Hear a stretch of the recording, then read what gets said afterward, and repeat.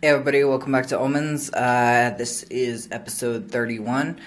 I'm your host, Ryan, AM Air Pronouns, and today we're talking about Gemini. Alright, so, and yes, I know by the time this airs, it'll be near the end of Gemini season or whatever, but blah, blah, blah, blah, blah. I've decided for most part these third week episodes, will be pretty much about different aspects of astrology for quite a long time because astrology has become a major interest of mine, not just how it relates to tarot, but as it is. And since this is my podcast, I'm going to learn about astrology. I'm going to keep up the herbs and stones, obviously, don't worry, because they're fun little tidbits and seeing how they apply to the astrology. I've pretty much sidelined the runes, as I'm sure you've probably noticed by now, and spells are kind of off in the distance, long forgotten. Oracle cards are another thing that really haven't happened at all. I realized, looking back over some of my old ones, that in my introduction episode I mentioned something about, sorry about the waving, there's a gnat in here, or a fruit fly, or something, and it's trying to go for my face. But yeah, I realized back in my introduction episode, way back then, that apparently I had said something about doing oracle cards in the third week, and yeah, that never happened. But yeah, so yeah, for the most part, I'm just sticking with, it'll be mutable. I am going to keep, like I said, with the herbs and stones, and because they're fun little tidbits to know, and they're stuff that I learn even if I don't 100% really retain it, because it's not a big thing on mine, for me, either of them, but, you know, they're fun. But I might have to change the playlist name, now that I'm thinking about it. Maybe not, we'll see. Might just do it as third week. Alright, so anyway, getting into today's topic, Gemini. So in Gemini, or in astrology, wow, Gemini is a mutable air sign, a day sign. So Gemini is the third zodiac sign, and that makes it one of the first four primary signs. So if we go basically the stages of development, Aries is when you're first born, and it's that everything's about the body and back and forth, or everything's about everything being new, about starting things type deal. Taurus is where you start settling down, you start noticing your body and your comforts, and like, okay, this pillow isn't fluffed right, get on that. Gemini is where your mind comes into it, because air is associated with your mind, your intellect, and all that. And it's where you start thinking, where you start like, ooh, stories. Stories are a thing. Gemini is known as the storyteller. And for humans, storytelling is one of the primary ways we learn and exist. It's one of the things that separates us as a sentient species from pretty much most every other species. Storytelling and cooking, actually. Two things that are fundamentally human. It's fun things. So, and it is a mutable sign, which means it's the last of a modality cycle. So cardinal, affixed, mutable. So mutable signs are very quick to change, very adaptable, very easy at tying up the loose ends, finishing things, and they also tend to be a little bit more back and forth, different things, get this done, then that done, then that done, and I keep hitting my mic a lot. So they're very, very adaptable, very easy, very good at tying things up and starting new things and tying up another thing and starting something else, and yeah, you kind of get the point. They're also in the cycle between day and night, or if you want to go with the older masculine or feminine, in the binary cycles, it is a day sign. So Aries is a day, Taurus is a night, or Gemini is a day. So it's a day sign, or I'm going based off Louise Eddington's understanding of it, or at least I got it from her. to where it's either day or an inhale sign. And if you think about the energy of an inhale, the energy of the day is one thing. Day and night, it's a little bit more removed, but something very close to us is our breathing. So if you think of the energy of an inhale as opposed to an exhale.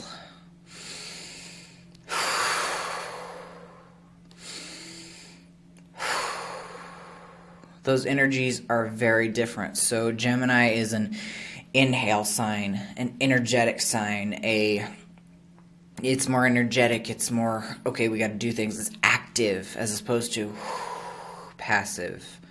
It's giving and it's giving as opposed to receptive. It's out there in your face as opposed to, okay, I can take this and just settle it down, and it's more like, ooh, I'll be the one that gives. It's also, as the third zodiac sign, it is associated and rules the third house in the natal chart. And the third house is, of course, associated with communication, and siblings, and our immediate surroundings and family. Or is that the second house? No. Second house, excuse me, jeez. Second has to do with our family and has to do with our possessions. Third house is our immediate family, our sibling, more specifically our siblings and close friends, and relations.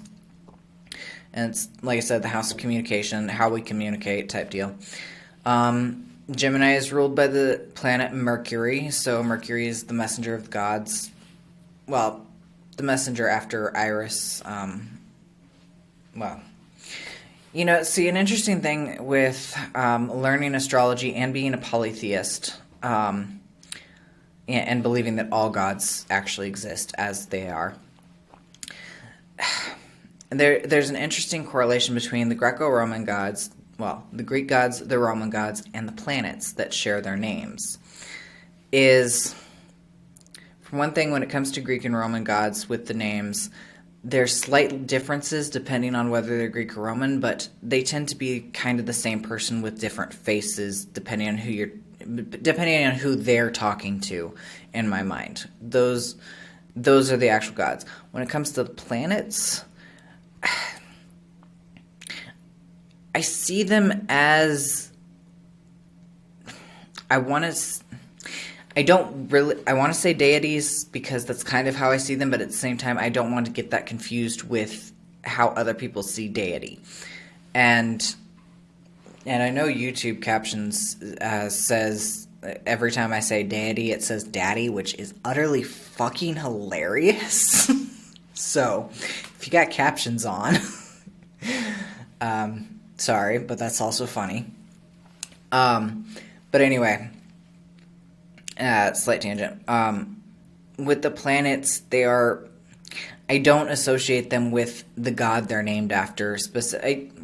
I can't say that because I do associate. They hold the same energy patterns type deal, but I don't see them as being that god.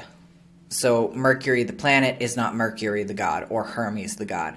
He shares the same archetypal energy and presents the same energies in us, but Mercury the planet is not the same thing as Mercury the god. It's very weird. They correlate and correspond, but they're not the same person in my mind, because one's a planet, one's a person. It's a bit weird. So, but anyway, on that tangent, the sign of Gemini is ruled by the planet Mercury, which is the planet of communication, of speed, of social networking, and yada, yada, yada. And business, and travel, and plans, and what's the other thing? He's the ruler of a few different things. Pranksters, thieves, maybe, after his god counterpart. And the symbol associated with Gemini is the twins, which is interesting because, and we'll get into the twins when we get to the constellation. because the constellation is also the twins. Gemini is the twins. That's what it means. So the twins as a symbol are both, in the way they're, even the constellation is they're both connected and separate, because twins, they share a womb, whether fraternal or identical. They share a womb, so they're connected in that they grow together, but they're separate beings. They're separate. They are their own personage. They're just they're just more connected than most people would be. And even when we talk about people who have like an extreme connection, like being, I've heard the current phase of twin flames, and I think there's something more to that I disagree with, but I don't know enough about it to really get on it. It's another word for kind of soulmates and type deal, but I do like the phrase twin flames, because it's like, ooh, these two people have a lot in common, and when they get going together, shit just... I have something similar like that with somebody who works at, well, another one of the family members at Strega. It's hilarious, but she and I've even looked at our natal charts. We have like nothing in common in our natal charts, and she's like 30 or no. Scratch that real fast. Nobody tell her I almost said that. Holy shit. She's a few years older than me. Gods, I feel like she's about to come through the wall or something. She's scary. Okay, I love her to death, but she's scary. But anyway, we've got kind of that same, we run on the same wavelength, the same interests, same love. We will not even be in the same goddamn shop, and if one of us, we always like the same thing for some reason. And the owner of the shop always knows that if one of us likes something, she probably needs a second copy. Because there have been very few things that we don't like together. Like, there's a local artisan doing shamanic wands out of goat and deer horns that from Africa, like, and cow horns or water buffalo horns or something, ram horns. What's that small deer-like thing with the long, sharp, pointy horns? They're making shamanic wands out of those, where they fill them with quartz and copper beads, and then cover them and then cap it off with a giant freaking stone like an amethyst or citrine or something. And large ass staffs too. And now this is one of the few things that we've disagreed on, because she liked one, I liked a completely different one. However,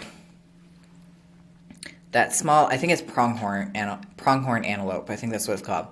They had 3 of those at one point. One was the citrine and 2 with amethyst. Well, she'd been picking up, they'd handed her one of the amethyst ones, and she'd been carrying that one around because she really liked it. I did not know that until after I picked up the other amethyst one. I was like, oh, this is really pretty, and it was a gorgeous amethyst, deep purple with blue in it. For fuck's sake. I was like, oh, this one I like. And she's like, and then I turned, because she's talking to a couple customers, and she's showing them one, and I see the other one, I'm like, motherfucker, we did it again. We fucking did it again. And she's like, and then, now granted, she liked one of the staves, and I wasn't really feeling any of the staves or any of the other ones either. And it was like, that one was pretty, but I wasn't shelling out $75 for that. I can't afford that kind of expense. Pretty as it was, and I think it's been sold. But, or stolen. A couple of them got stolen. But yeah, like books and stuff. Books, jewelry, stones. If one of us picks something up, the other one is bound to pretty soon. Tarot decks.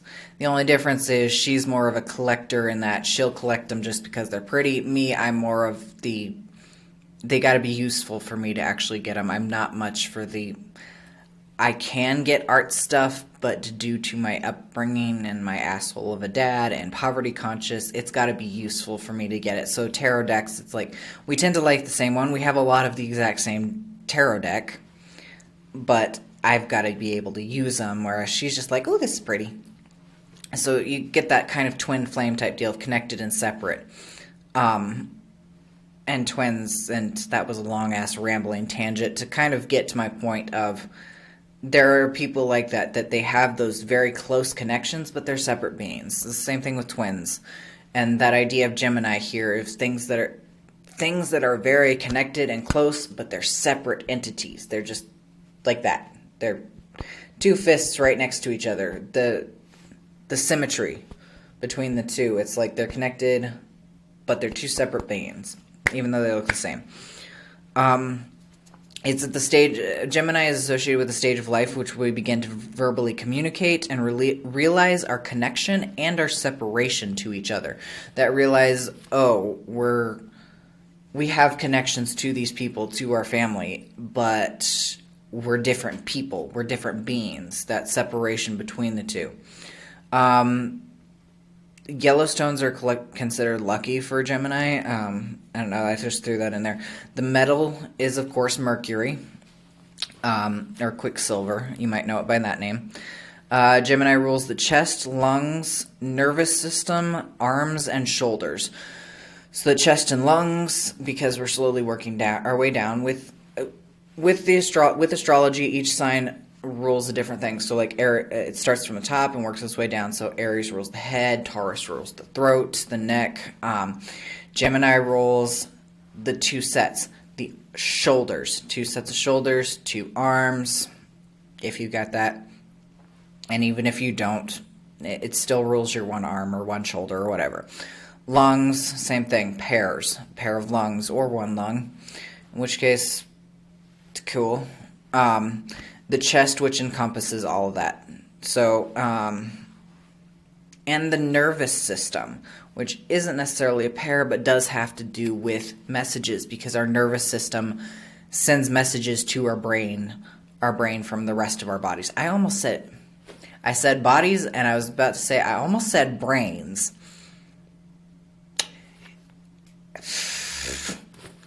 Gemini thinks in plurals, I suppose.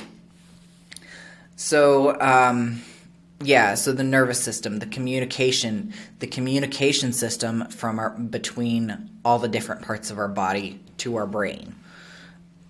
Yeah, so again, communication, speed, because the nervous system is freaking fast, ridiculously fast. I'm moving my arms without even thinking about it. But that's my nervous system working. My brain's going, oh, hey, we want to move our arm like this. We want to do this. So send it down the nervous system to the nerves to tell the muscles and the bones to move as such. And if you hadn't realized by now, I really talk with my hands a lot. And I did not know how much until I started doing this. I just did it again. All right. So, and yet, like I said, Yellowstones are considered lucky because yellow, one of the colors of the mind and the intellect, associated with air. Bright blue is another color associated with mind, just FYI. Okay, so those who have their sun in Gemini, dang, I'm rambling, but Gemini is a talker too, so it works. I just kind of go with the flow of the energy that I'm in for each video. So anyway, the sun, those with their sun in Gemini, so their main personality, their core personality in the sign of Gemini is the thinker, someone who is a thinker. It symbolizes the mind, the voice, and communication. These people, their inner life is curious, observant, often scattered, and maybe highly strung. They're seen as both social and verbally expressive, but sometimes manipulative and duplicitous. Because again, Gemini is a sign of twins, so there's a double side. So sometimes they're seen as like two-faced, which they can be in their unhealthy aspect. They can be two-faced. Like say one thing to your face, say something about you behind your back. Completely fucking different. So it can be like that. But the majority of Geminis they're curious. They're thinkers. They're curious. They want to get into stuff and do new things. And seen as social and verbally expressive. I see that social part as just because they tend to be talkers. For example, my mother is a Gemini. Now, early Gemini, early decan of Gemini. She was born in the end of May. She is kind of social. Not overly, though. She's an introvert, and she prefers to stay at home and read her books. Which, again, that reading, that verbal communication, she loves reading. She loves language. So we have kind of that air aspect right there. And there's a lot more to any one person given their entire chart, because astrology is like a blueprint. It's not the actual building, it's the blueprint. But it will tell you everything about the building. The blueprint will tell you everything about the building. The sun sign, as with anything, and with the ascendant sign, are just sections of that blueprint. Okay? Just I try to keep up that reminder because most people don't understand that or seem to not. So, and she is very curious and observant. Like, she's a prankster. She can be a little duplicitous. For example, she's a very sweet, mild-mannered, quiet woman.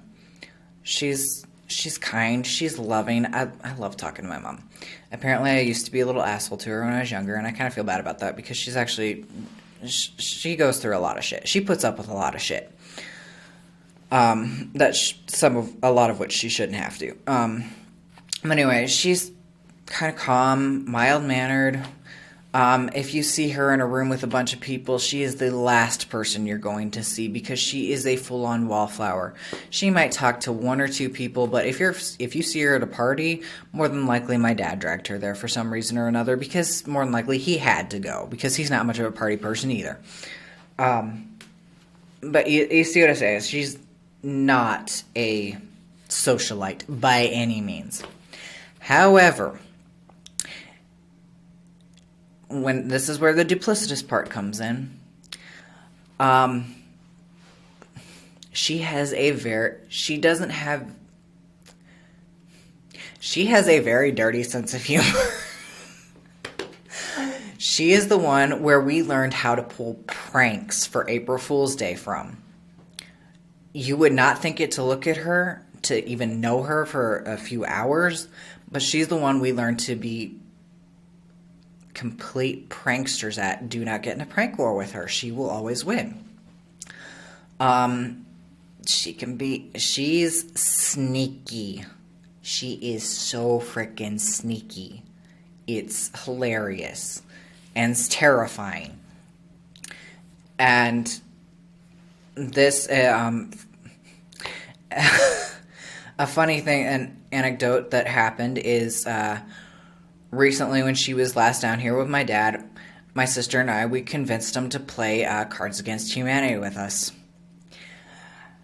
My mother was throwing out the dirtiest fucking cards. The dirtiest. She and I can't remember who won. I think it was her, but it was by one card. And my dad had like maybe 5, and my sister was like 4 or 6 cards below us, below me and my mom. We were by one card, and now that might not tell you much about either of us, but basically we're both very dirty-minded.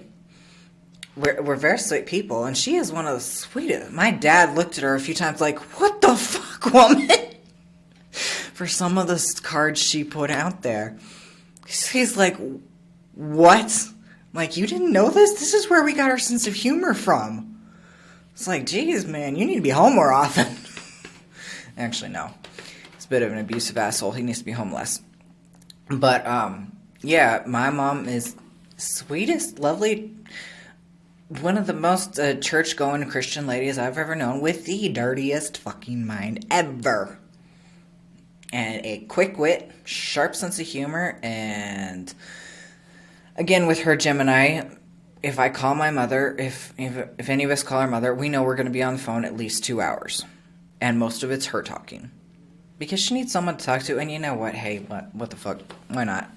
She's fun to talk to. But yeah, so again with that, and she can be a little manipulative, but you know that's probably a good thing in a mother. Alright, so famous people who had their sons in Gemini, J.F. Kennedy, Paul McCartney, Prince, and Bob Dylan.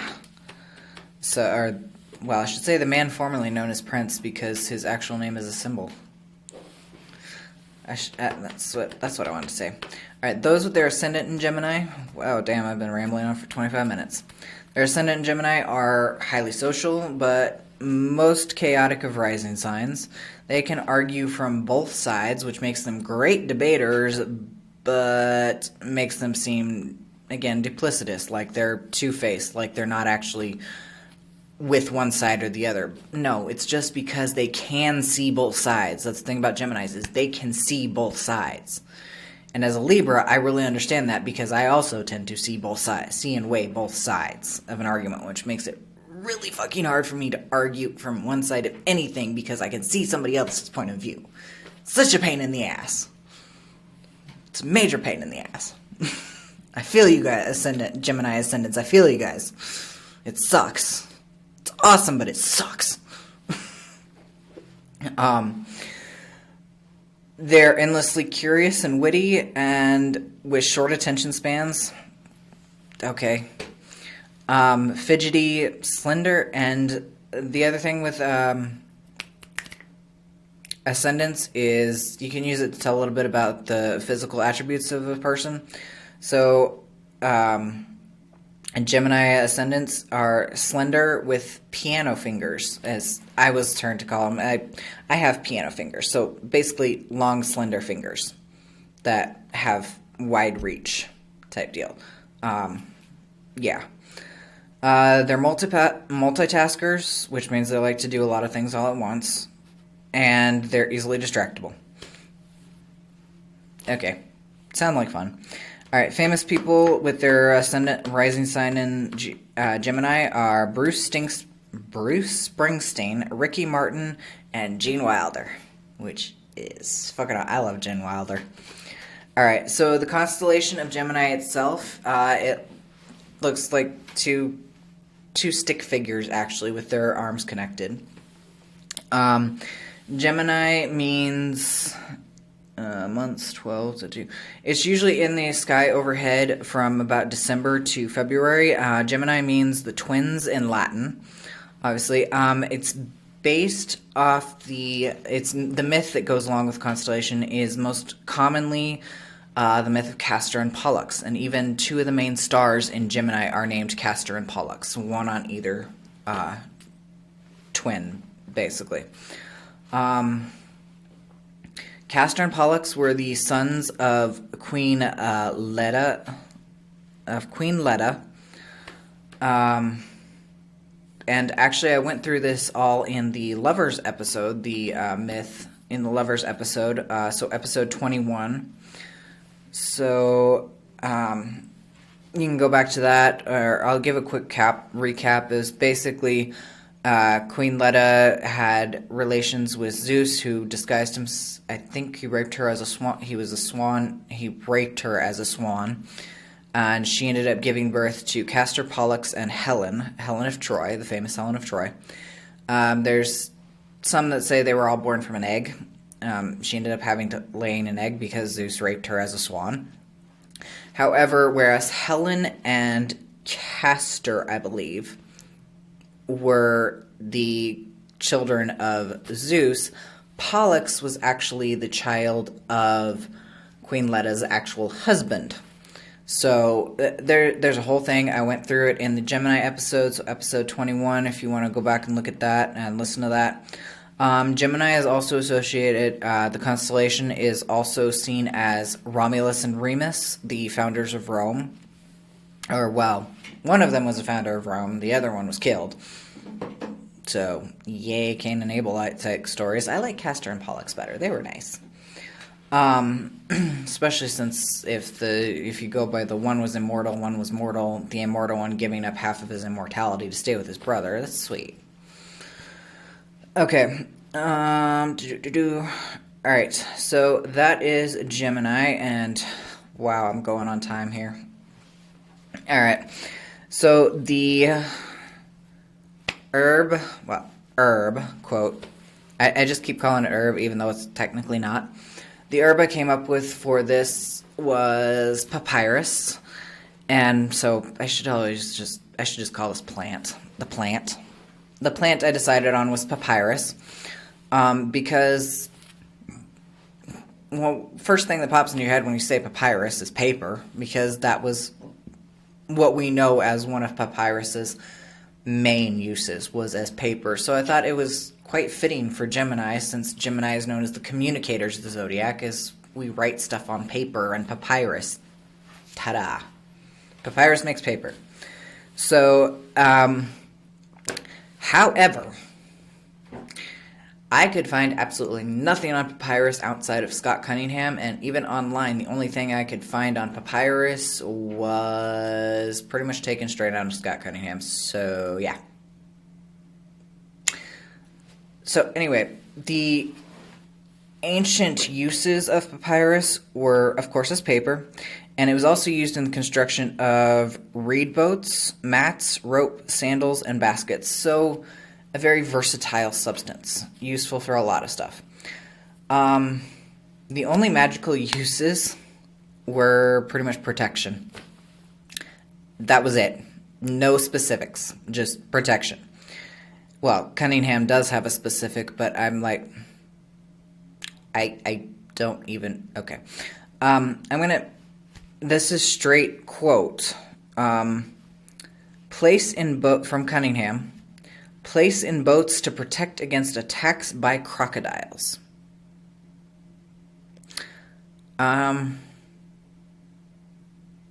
Okay. Just, I'm not sure what to do with that. Because on the one hand, okay, I could see that as a use. On the other hand, if that's your only use for it at all, even as a protection use, using it even as a protection component, that seems a little narrow, maybe even, what's the word I'm looking for?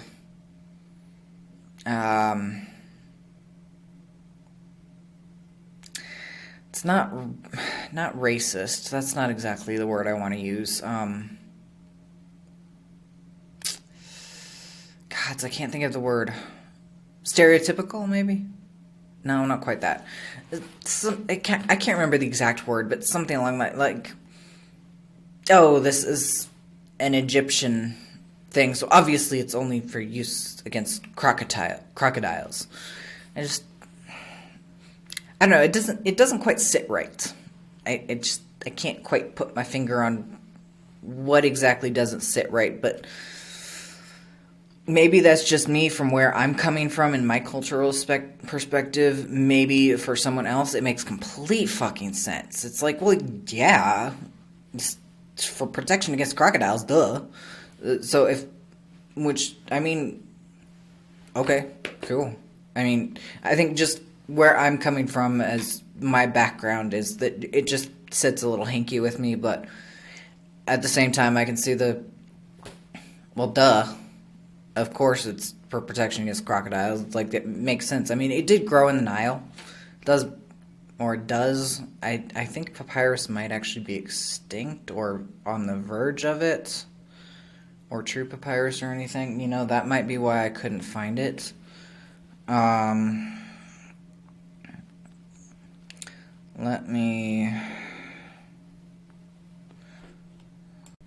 Okay, so papyrus is not extinct, thank the gods. And yeah, it's actually a little interesting stuff I found. So, first off, source of papyrus paper, first type of paper ever made. Parts of the plant can be eaten, and highly buoyant stems can be made into boats. So, honestly, if we're thinking about it from a historical perspective, that might be why the protection from crocodiles. Because you didn't have to go wade into the river where the crocodiles were underneath and were going to grab you and drag you down. You could actually float on top of it, where they're probably less likely to give a shit about you. Caveat, I know nothing about crocodiles. Go ask somebody else. I'm just kind of from my own sense of common sense. It's now mostly used as a decorative plant. Its ancient uses, various uses, again, baskets, sandals, blankets, medicine, incense, and boats. The woody root was used to make bowls and utensils and was burned for fuel.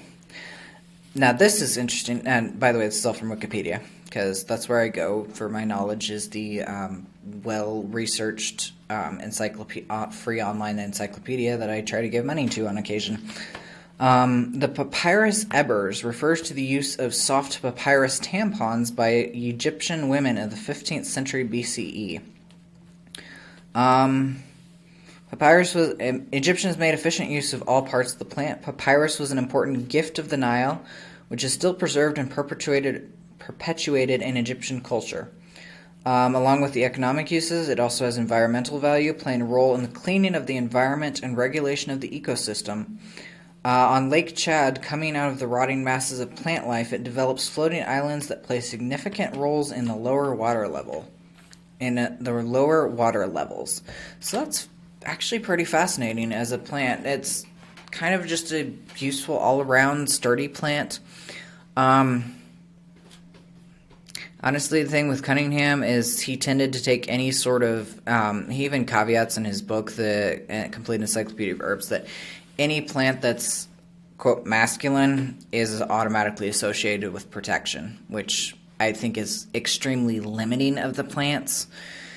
Sadly, I'm not a green witch, and I don't work very well with plants in general, so that may be something for someone else to look into, as to what all papyrus is good for magically intention. Me, I'd almost use it as kind of a building base if I was to use it in magic, like as something to help with construction. Like maybe if I was to do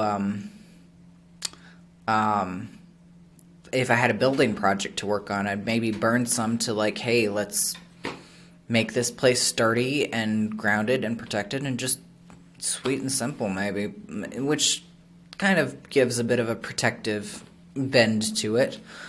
I don't know. It's not bad, but I did like it because it is historically associated with paper. So, again, that writing and the Gemini stuff. But anyway, it's just an interesting little plant with a lot of historical knowledge, historical associations, more so than magical. All right, so the stone or crystal I went with this week was chrysocolla, and somebody else pointed out, "Ooh, that's really pretty because of such and such." I was like, I did not even think of that, so I'm gonna put that in there. But anyway, and well, I might as well break right out here. So, chrysocolla is from Judy Hall's Crystal Bible. The color she put was green, blue, turquoise. And I didn't really look at the photos. So I went and looked at some of the photos a little bit ago. Because one of my friends, who's really into crystals, is like, oh, that works really well for Gemini. It's one of Gemini's luck stones, apparently. Or a stone useful for Geminis. It's getting harder to understand what the hell they mean by Gemini crystals, or by specific crystals for zodiac signs anymore. And if you were paying attention, lucky stones for Gemini were yellow, and green, blue, and turquoise are not yellow at all. Yes, we got that. But the thing that's pointing out to me is because chrysocolla is actually, it always has green and blue in the colors. It's not green or blue or turquoise. It's green and blue, which makes it look kind of turquoise colored. The pictures of it are actually really cool if you want to look it up. It's CHRYSOCOLLA. If you need to spell it, though I think I probably will have it written in the description too. It's actually a really pretty stone, and she pointed out the thing is, well, it's always those two colors, so two colors association with the duality of twins, separate and combined at the same time, because in the chrysocolla, it's different patches of color all combined together, but it's separate patches of color. It's like they're not blended together, it's separate patches of color that are all combined together, which I just thought of, and I love it. All right, so chrysocolla is a tranquil and sustaining stone. It helps meditation. Yeah. Helps meditation and communication. So, again, Gemini with being communication. And Gemini is being more flighty and high energy, it's nice to have a tranquil stone to kind of help calm that and focus that energy, like get it pushed into something. Or if you're like feeling overwhelmed with too much energy, you can like hold some of that chrysocolla and just like calm down a little bit. Nothing's going to get done if we can't actually focus on anything. In homes, it draws off negative energies, can help you accept with serenity situations that are constantly changing. It's a very tranquil stone, so if stuff is kind of constantly mutability, it just kind of helps you get with that serenity to help kind of just move through the waves instead of being freaked out by them. It gives great inner strength. It stabilizes a rocky interaction. It's like, okay, it's just a very, very calm, tranquil stone.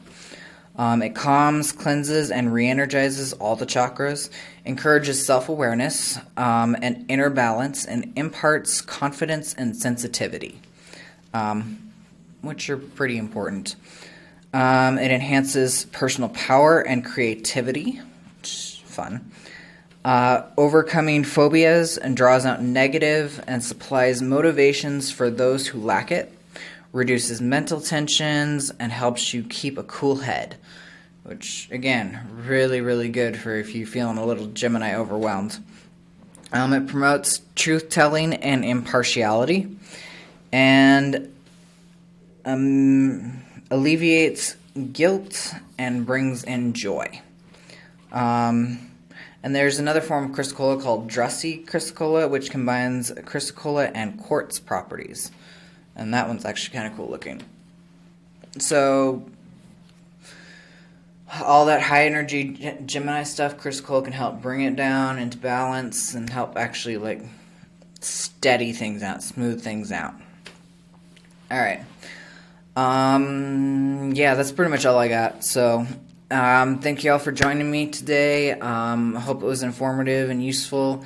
You can like, comment, and subscribe down below. Find me on Facebook at Bags and Omens. I got all kinds of stuff up there.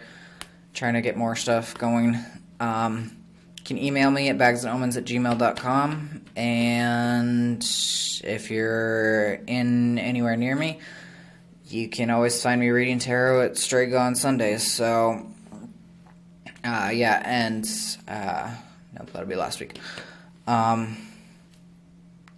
Yeah, so been fun. Have a great rest of your whatever, and I'll see you next week when we dive into the Hermit. All right, bye.